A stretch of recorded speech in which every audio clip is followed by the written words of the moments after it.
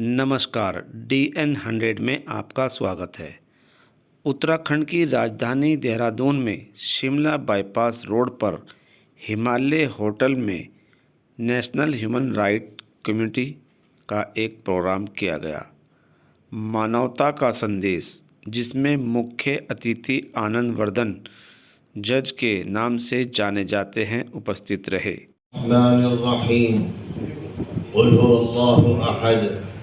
الله الصمد لم يلد ولم يولد ولم يكن له كفوا احد۔ میں اپنے مالک سے اور ایشور سے درخواست کرتا ہوں کہ مجھے شیطان سے حفاظت عطا فرما، اور میں اسی کے نام سے بات شروع کرتا ہوں جو بہت مہربان ہے، جو بہت ہی اپنی نعمت سے، اپنے فضل سے، اپنے کرم سے نوازتا ہے، جو ہمیں کھلاتا بھی ہے، پلاتا بھی ہے، بیمار ہوتے ہیں تو شفا عطا فرماتا ہے، جس کا نام رزاق ہے، رزق دینے والا، جس کا نام رحمان ہے، رحمت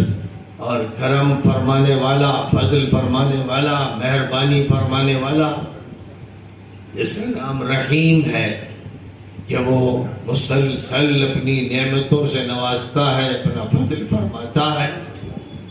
اس نے اپنا تعارف کراتے ہوئے یہ بات کہی ہے کہ قل هو اللہ احد، کہو۔ یہ بات ہر انسان سے کہی جا رہی ہے، صرف مسلمان سے نہیں کہی جا رہی، کیونکہ قرآن ہدایت کی اور گائیڈنس کی لاسٹ بک ہے، یہ ہدایت کی آخری کتاب ہے۔ اس کتاب کو مسلمانوں نے اپنے پاس رکھ لیا، وہ اس کو پڑھتے ہیں، یاد کرتے ہیں،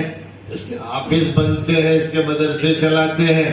اور یہ سمجھتے ہیں کہ یہ ان کی کتاب ہے۔ یہ کتاب خود یہ کہتی ہے کہ یہ سب کی کتاب ہے، ہر انسان کو مخاطب کرتی ہے، ہر انسان کو پیغام دیتی ہے۔ یہ کتاب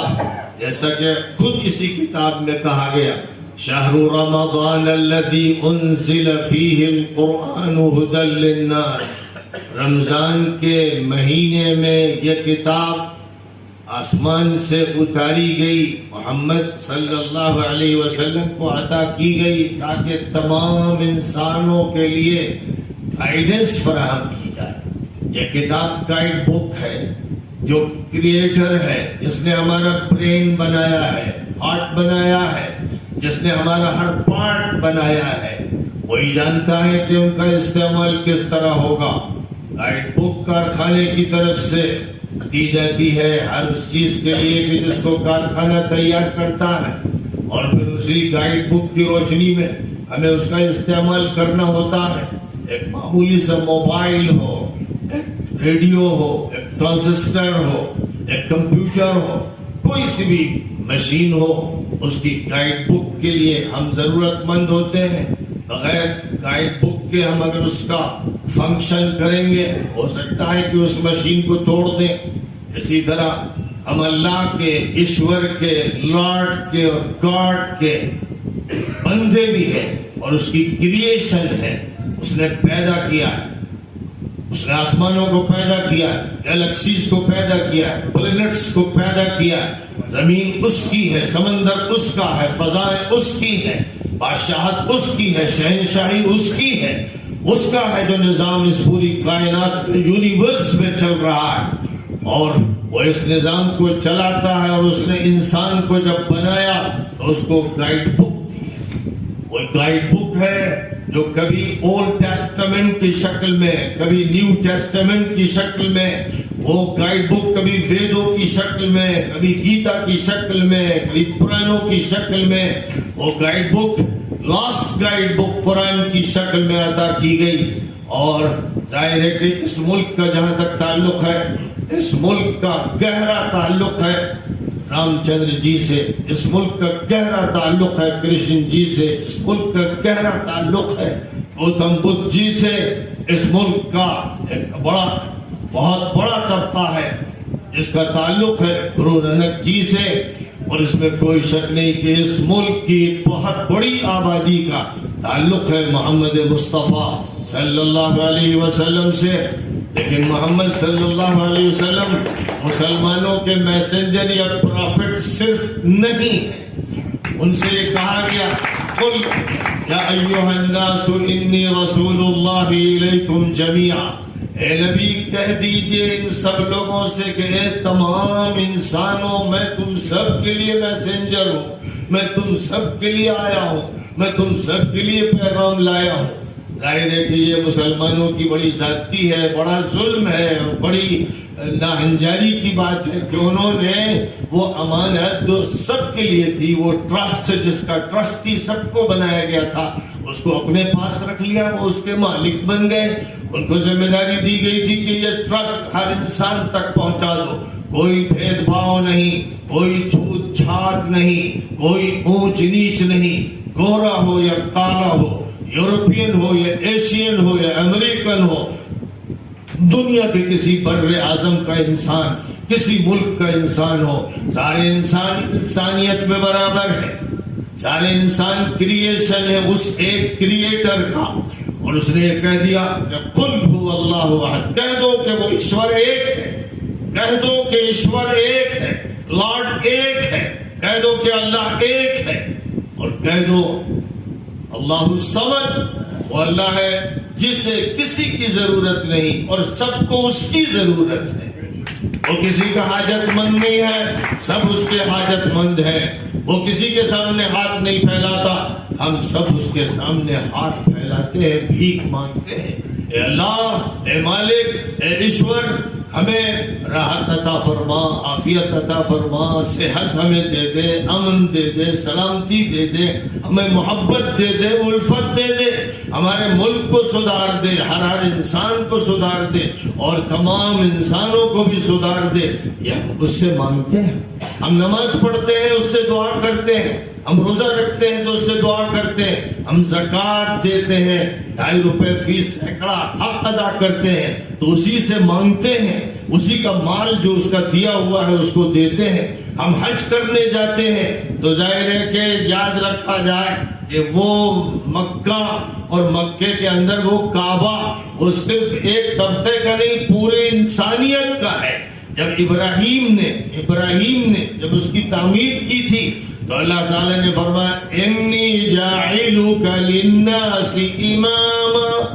اے ابراہیم تمام انسانوں کے لیے میں تمہیں لیڈر بناتا ہوں، میں تمہیں قائد بناتا ہوں۔ تو وہ ابراہیم جن کے خاندان سے محمد صلی اللہ علیہ وسلم پیدا ہوئے، اور وہ ابراہیم جن کے خاندان سے ہمارے سامنے جوڈائزم بھی آیا اور کرسچینٹی بھی سامنے آئی، وہ ابراہیم جن کی بنیاد پر نسبت سے برہمن نے اپنے کو برہمن کہا اور ابراہیم کی طرف نسبت کرتے ہوئے ان کے تذکرے کیے۔ کبھی وہ آگ میں ڈالے گئے تھے تو ان کی آگ کو یاد کیا، اور کبھی نوح کے زمانے میں طوفان آیا تھا تو اس کو یاد کیا۔ ویدوں میں ان کے تذکرے کیے گئے ہیں۔ اس طرح جتنی بھی کتابیں ہیں ان کا تعلق ہے ڈیوائن سسٹم سے، ان کا تعلق ہے آسمان سے، وہ کہیں نہ کہیں سچائی بیان کر کے رہتی ہے۔ جہاں پر بھی ان میں غلطی ہو گئی ہے وہاں انسان کا ہاتھ لگ گیا ہے، جہاں بھی انسان نے ہاتھ لگا دیا وہاں پر غلطیاں ہوئی، اور جہاں انسان نے ہاتھ نہیں لگایا اور ٹرانسلیشن میں کوئی غلطی نہیں کی ہے اور وضاحت صحیح طور پر کی ہے، وہاں پر وہ کتاب یونیورسل ٹروتھ بولتی ہے، سچائیوں کو بولتی ہے، حقیقتوں کو بولتی ہے۔ تو فرمایا گیا قل هو اللہ احد اللہ الصمد لم یلد ولم یولد، وہ ایشور، وہ مالک، نہ کسی کا باپ نہ کسی کا بیٹا، اس کی کسی سے رشتہ داری نہیں ہے، وہ تو سب کا کریٹر ہے، اس نے سب کو پیدا کیا۔ لم یلد ولم یولد ولم یکن لہ کفوا احد، کوئی اس کے برابر نہیں۔ وہ بھی یاد رکھیے کہ وہ جو مالک ہے جس کو ایشور کہا گیا، اور اس ملک میں سناتن دھرم اصل دھرم ہے، اس ملک میں جو اور نام رکھ لیے گئے ہیں سب جانتے ہیں، جتنے بھی ہسٹری سے واقف ہیں اور جتنے بھی اس بات سے واقف ہے کہ لفظ ہندو کا استعمال کس نے کیا، सिंधु का लफ्ज कैसे हिंदू बना और किस तरह पर्शियन लैंग्वेज से ये लफ्ज मुंतकिल हुआ और उसके बाद इसका इस्तेमाल किया गया। चाहे जवाहरलाल नेहरू जी हो, डिस्कवरी ऑफ इंडिया में बात कहते हो, चाहे मोहन भागवत जी आज के हो, और सब ये कहते हैं कि हिंदू मजहब का नाम नहीं है, मजहब का उन्वान नहीं है, वो एक संस्कृति है, वो एक कल्चर है, वो एक सकाफत है, वो यहाँ की एक तहजीब है, जिसके लिए ये लफ्ज बोल दिया गया। मैं ये कहता हूं कि ये भी सही नहीं है, इसलिए जहां तक इस लफ्ज का ताल्लुक है, आप पर्शियन लैंग्वेज में देखिए तो लफ्ज हिंदू जो चला वहीं से सिंधु से हिंदू बना, वो एक गाली है,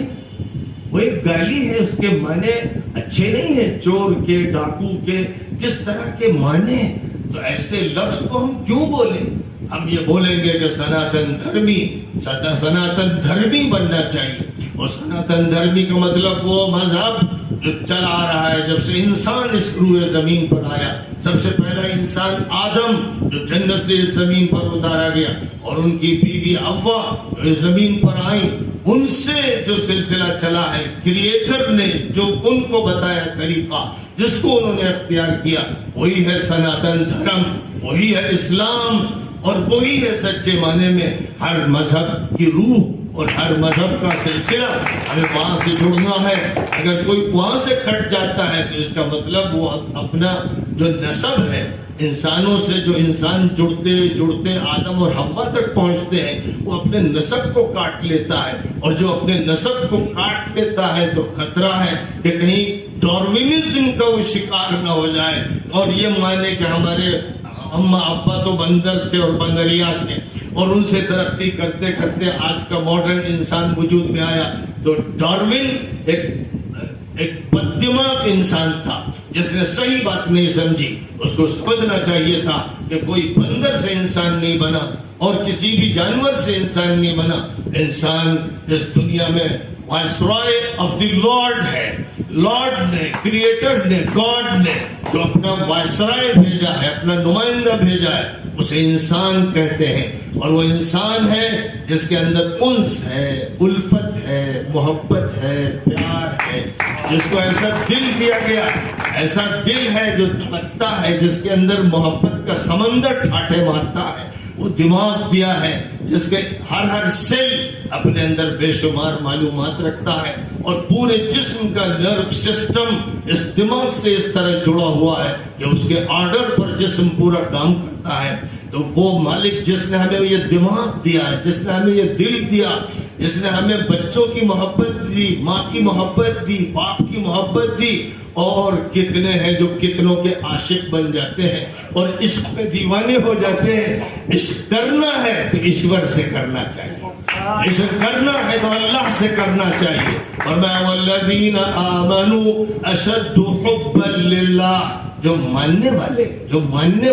जो ईश्वर को मानते हैं, लॉर्ड को मानते हैं, अल्लाह को मानते हैं, वो तो उसके दीवाने होते, फरिश्ता होते, शहदाई होते, और बस वो उसी की मोहब्बत में उसी का जिक्र करते रहते हैं। हमारे जो बुजुर्गान, दीनी बुजुर्गान आए, हजरत अजमेरी, हजरत गुरुद्दीन चिश्ती, हजरत साबिर कलियरी, हजरत निजामुद्दीन औलिया, हजरत बाबा फरीदुद्दीन गंज शकर, जिनसे फायदा उठाया बाबा गुरु नानक जी ने, और उसके बाद सबकी कड़ियां एक दूसरे से जुड़ती चली गई। इस मुल्क में उन्होंने जो डिवाइन योगा दिया,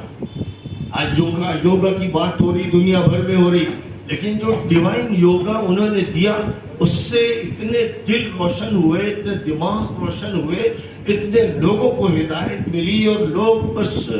कशा उनकी तरफ खींचते चले गए। वो जो डिवाइन योगा था, उसके बहुत से तरीके बैठने के भी हैं, और उसके तरीके खड़े होने के भी हैं, और उसके तरीके नमाज में भी जाहिर होते हैं, और रोजे में भी जाहिर होते हैं। लेकिन उसकी जो बुनियाद है, वो जिससे अगर आप उसको समझे, उसको माने, और अपने उन बुजुर्गों, संतों, महंतों से ताल्लुक कायम करते हुए अपने ईश्वर से ताल्लुक कायम करें। अगर आप चाहें तो मैं यकीन के साथ कहता हूँ, सब लोग मौजूद हैं बाबा जी, यकीन के साथ कहता हूँ, यकीन के साथ कि आपको अगर सुकून नहीं मिल रहा है, आप बेचैन हैं, आपके ऊपर साइकोलॉजिकल कोई इफेक्ट आया हुआ है, और आप इधर उधर हैरान हैं, और جب علاج کرتے ہیں ڈاکٹروں کے پاس جاتے ہیں اور سکون نہیں ملتا, کسی کے پاس تعویذ گنڈا دیتے ہیں اور سکون نہیں ملتا, تو میں آپ سے کہتا ہوں رات میں اکیلے تنہائی میں کہیں بیٹھ جائیے, سر جھکا کر دھیان کیجئے ایشور کا, مالک کا, اور اس کے بعد ایک خاص انداز سے کہیے لا الہ الا اللہ, لا الہ الا اللہ, لا الہ الا اللہ. نہیں ہے کوئی نہیں مالک, کوئی نہیں ہے جس سے محبت کی جائے, کوئی نہیں ہے جس نے پیدا کیا, کوئی نہیں جس کے ہاتھ میں حکومت اور اقتدار, کوئی نہیں جس کے ہاتھ میں موت و حیات سوائے ایشور کے, اللہ کے, لارڈ کے. یہ بات جب وہ کہتا ہے تو پہلے کہتا ہے لا الہ, نہیں ہے کوئی نہیں جس کے پاس طاقت, کوئی نہیں جو بارش برسا سکے, کوئی نہیں جو آندھی لا سکے, کوئی نہیں جو سکون عطا کر سکے, کوئی نہیں ہے جو محبت دے سکے, کوئی نہیں جو ہدایت دے سکے, الا اللہ, سوائے ایشور کے, اللہ کے, لارڈ کے, گاڈ کے. آپ 15 منٹ تجربہ کر لیجئے گا. مسئلہ مسلمانوں کا صرف نہیں, یہی سب گڑبڑ ہوا ہے کہ بھئی یہ تو مسلمانوں کا دین ہے, وہ کہتے ہیں لا الہ الا اللہ. جی نہیں, بابا کو بھی لا الہ الا اللہ کہنا ہوگا, جج صاحب کو بھی کہنا ہوگا, سب کو کہنا ہوگا. آئیے آج ہمارے ساتھ مل کے پڑھیں, سب لوگ پڑھیں, تاکہ ہم آپ کو آج بتا رہے ہیں, آپ کو ہم آج ایسی دوا دے رہے ہیں, ایسی سکون کی چیز عطا کر رہے ہیں کہ رات میں تنہائی میں سو کر اٹھنے کے بعد اکیلے کمرے میں بیٹھ جائیے اور آپ بالکل دھیان و گیان کے ساتھ اس کو پڑھ کے دیکھیے. میں آپ سے کہتا ہوں آپ کی ساری تکلیفیں دور ہو جائیں گی, ساری مصیبتیں دور ہو جائیں گی, سکون ایسا ملے گا کہ لگے گا کہ آپ خود جنت میں چلے گئے. ایک مرتبہ ہمارے ساتھ سب لوگ مل کے پڑھیے لا الہ الا اللہ, لا الہ الا اللہ, لا الہ الا اللہ, لا الہ الا اللہ. اس کو جب آپ سکون کے ساتھ پڑھتے چلے جائیں گے تو آپ کو ایسی تسلی ملے گی. قرآن میں ہے الا بذکر اللہ تطمئن القلوب. اے لوگوں سن لو, اللہ اور ایشور کے ذکر سے دلوں کو اطمینان ملتا ہے, تسلی ملتی ہے. اس لیے میرے بزرگوں, ہمیں اپنے مالک سے پہلے جڑنا ہے اور پھر اس نے جو میسنجر بھیجے, جو پروفٹ بھیجے, ان سے محبت کرنا ہے. اور لاسٹ پروفٹ ہم مانتے ہیں کہ محمد صلی اللہ علیہ وسلم ہے. اور اگر تمام لوگوں کو یہ بات سمجھا دی جائے, بتا دی جائے کہ انہوں نے کیسے پاکی سکھائی, صفائی ستھرائی سکھائی, کیسے عبادت سکھائی, کیسے اچھی سوسائٹی میں زندگی گزارنا سکھایا, کیسے اچھی سیاست سکھائی, کیسے خرید فروخت کا اچھا نظام عطا فرمایا, کیسے انہوں نے پولیس کی ذمہ داریاں بتائیں, کیسے انہوں نے فوج کی کارروائیوں کے بارے میں امانت داری سکھائی, صحیح تعلیم عطا فرمائی, کیسے انہوں نے یہ بتایا کہ حکومت کو انصاف کرنا چاہیے, عدل کے ساتھ اس کو نظام قائم کرنا چاہیے, کیسے انہوں نے کیریکٹر کی بلڈنگ کی, کیسے محبت ایسی عطا کی کہ اپنے پڑوسی کا خیال رکھو, تمہارے گھر میں کچھ اچھا پکے تو اس کے یہاں بھیجو اور اس کی جو مدد کر سکتے ہو, ہر غریب کی, ہر مسکین کی, ہر پریشان حال کی, ہر بیوہ کی, ہر یتیم کی مدد کرو. اور یہ فرمایا کہ جو یتیم کی مدد کرے گا اور اس کی کفالت کرے گا, اس کی خبرگیری کرے گا, اس پر خرچ کرے گا, وہ میرے ساتھ جنت میں ایسا ہوگا جیسے 2 انگلیاں, اتنا قریب ہو. وہ میرے ساتھ اتنا قریب ہوگا جو یتیم کا خیال رکھے گا, جو بیوہ کا خیال رکھے گا, جو عورت کی عزت کرے گا, اور جو کسی بھی شخص کو اذیت نہیں پہنچائے گا, تکلیف نہیں پہنچائے گا, نقصان نہیں دے گا, جو کنسٹرکٹیو کام کرے گا, ڈسٹرکٹیو کاموں سے بچتا رہے گا, اور جو یہ چاہے گا کہ ملک ایک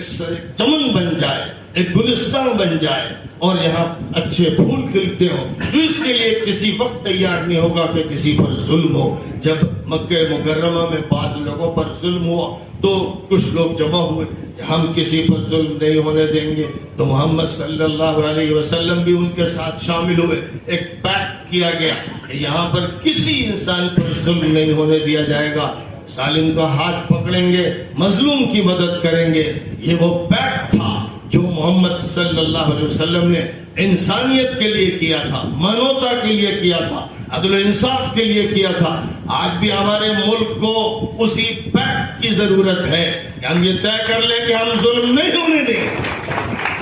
ہم ظلم نہیں ہونے دیں. آپ کو معلوم ہو یا نہ ہو, جو بھی ظلم ہوتا ہے ایجپٹ میں ہو، تیونسیا میں ہو، الجیریا میں ہو، عراق میں ہو، سیریا میں ہو، میں وہ فرد ہوں اس ہندوستان میں کہ اس ظلم کے خلاف شعلہ بار تقریریں کرتا ہوں، میں ان ظالموں کے خلاف تقریریں کرتا ہوں جو ہمارے ہم مذہب ہیں، مسلمان ہیں، لیکن جو خون بہاتے ہیں لوگوں کا، جیلوں میں ڈالتے ہیں۔ میرا کہنا ہے کہ ظلم مت کرو،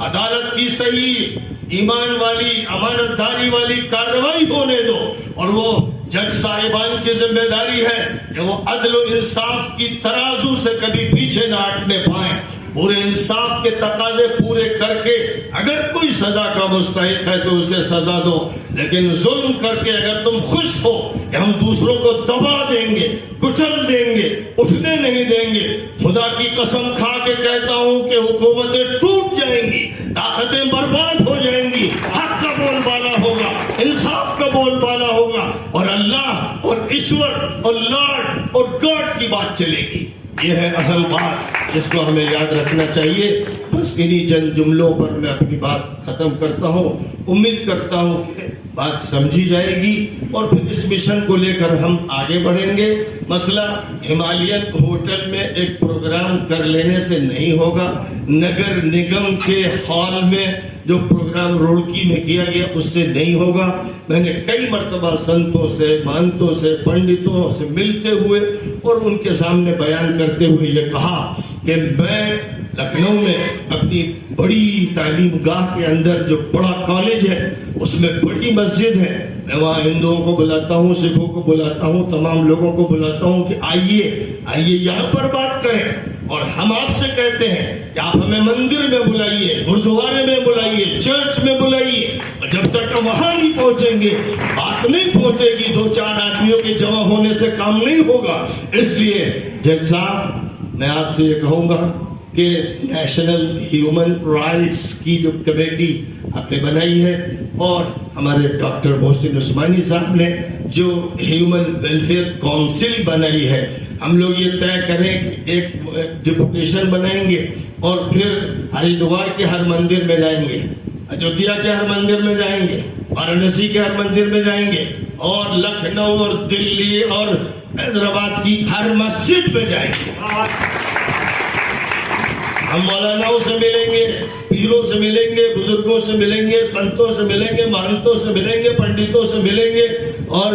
گرو گرنتھ سے تعلق رکھنے والے بزرگوں سے ملیں گے۔ یہ کام جب ان کے پلیس پر ہوگا، ان کے اسپاٹ پر ہوگا تو دھوم مچ جائے گی، پورے ملک میں دھوم مچ جائے گی۔ اس لیے میں درخواست کروں گا کہ آپ اپنی قیادت میں ایک ڈپوٹیشن تیار کیجئے اور پھر ہم لوگ چلیں، مندروں میں چلیں، مسجدوں میں چلیں، چرچوں میں چلیں، گردواروں میں چلیں۔ جس دن یہ کام انڈیا میں شروع ہو جائے گا تو آپ دیکھیں گے کہ ایک انقلاب برپا ہو جائے گا۔ بس